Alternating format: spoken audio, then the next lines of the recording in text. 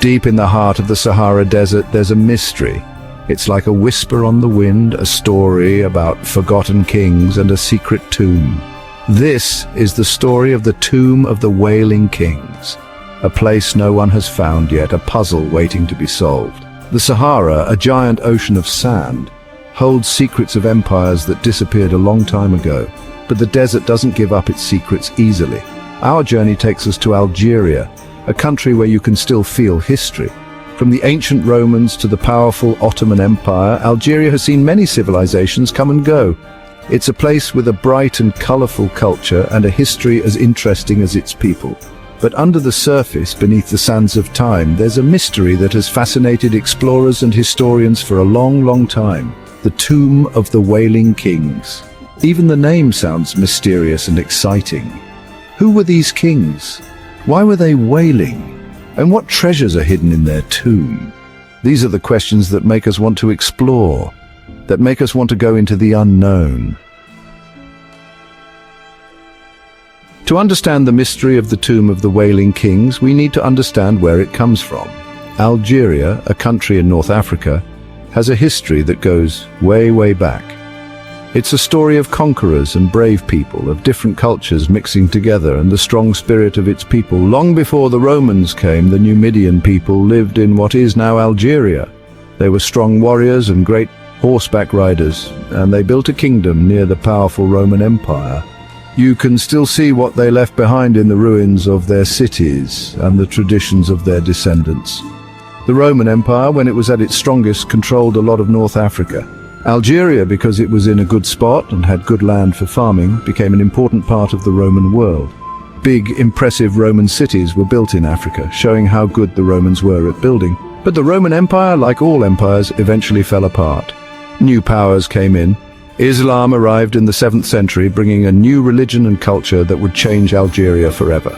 The Berbers, the native people of North Africa, became Muslims, and Algeria became a very important place for Islamic learning. The Sahara Desert, the biggest hot desert in the world, covers a lot of North Africa. It's a place of extremes, with super hot temperatures and never-ending sand dunes. It's a tough place to live, but even so, people have lived in the Sahara for thousands of years. The Tuareg people, called the Blue Men of the Sahara because of their blue veils, have lived in the desert for centuries. They move from place to place, and their way of life is perfectly suited to the Sahara. They show how tough and adaptable people can be, but the desert is tricky, and even the best travelers have to be careful. Sandstorms, which are sudden and violent, can happen very fast in the Sahara, covering everything in sand. Oases can get lost in the moving sand, reminding us how powerful the desert is. But even in this hard environment, life finds a way. Camels, called the ships of the desert, are really important for life in the Sahara. They can go for days without water and can walk through the sand dunes, making them perfect for desert travel. And deep underground, there are aquifers, old sources of water that help things live in this dry land. The tomb of the Wailing Kings. The name makes us think of royalty, of a time when powerful rulers controlled this land. Could this be the tomb of the Numidian kings, those strong warriors who fought against Rome? The Numidians had special ways of burying their dead. They often put them in big, fancy tombs filled with treasures. These tombs, which you can find all over Algeria, show us how rich and advanced this ancient culture was. Could the tomb of the Wailing Kings be one of these lost royal tombs hidden under the sand? The wailing part of the name makes it even more mysterious. Was it the sound of people crying as they buried their king? Or could it be something more symbolic, something that represents sadness and grief? The Numidians believed in life after death, a place where the spirits of the dead lived on. Their tombs often had pictures of the afterlife, showing the soul's journey and what would happen after death. Could the wailing be a sound of this journey, a way of showing the soul going to the afterlife? The Roman Empire, even though it's long gone, changed Algeria forever. Could the tomb of the Wailing Kings be something left over from the Romans, showing how much influence they had? Roman tombs were often big and impressive, built to honor the dead and show how rich and important their families were. The Romans, like many ancient cultures, believed it was important to remember the dead, and their tombs show this. Funerals in ancient Rome were big events with professional mourners, parades, and lots of public crying. The wailing from the tomb could be connected to these Roman funeral practices.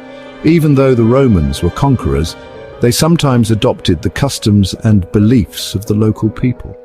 It's possible that the tomb of the Wailing Kings, if its Roman mixes Roman and Numidian burial practices, this would show how the cultures mixed together in Roman Algeria. The Sahara Desert, so big and quiet, makes symbols seem even more powerful. Could the tomb of the Wailing Kings be more than just a place? Could it be a metaphor, a symbol for something bigger? The desert itself often represents death and rebirth, a place of endings and new beginnings. The tomb of the Wailing Kings, hidden in this symbolic landscape, has even more meaning.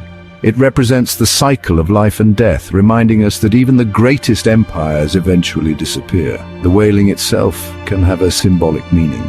It could be the sad sound of a lost civilization, mourning a time that is gone. Or it could be the voice of the desert itself, reminding us how powerful and uncaring nature can be.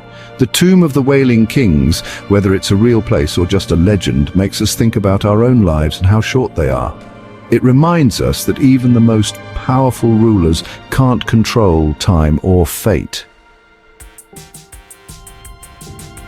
We still don't know the mystery of the tomb of the Wailing Kings, but people are still looking for answers. Archaeologists, historians, and explorers are going to the Sahara, hoping to find the secrets hidden under the sand. New technology like radar that can see underground and pictures from satellites is being used to map the Sahara and find possible archaeological sites. Finding new inscriptions, artifacts, and even tombs gives us clues that might one day lead us to the tomb of the Wailing Kings. But the Sahara is a big and challenging place, and finding one lost tomb is a very hard job. The moving sands, the difficult climate, and the huge size of the desert make exploration a real challenge. But even with these difficulties, the excitement of the unknown keeps us going.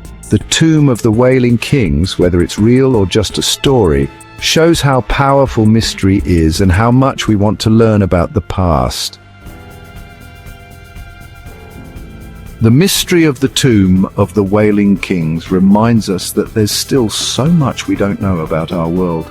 It's a call to adventure, an invitation to explore the unknown and figure out the mysteries of the past. Even though it's a hard place to live, the Sahara Desert is incredibly beautiful and amazing.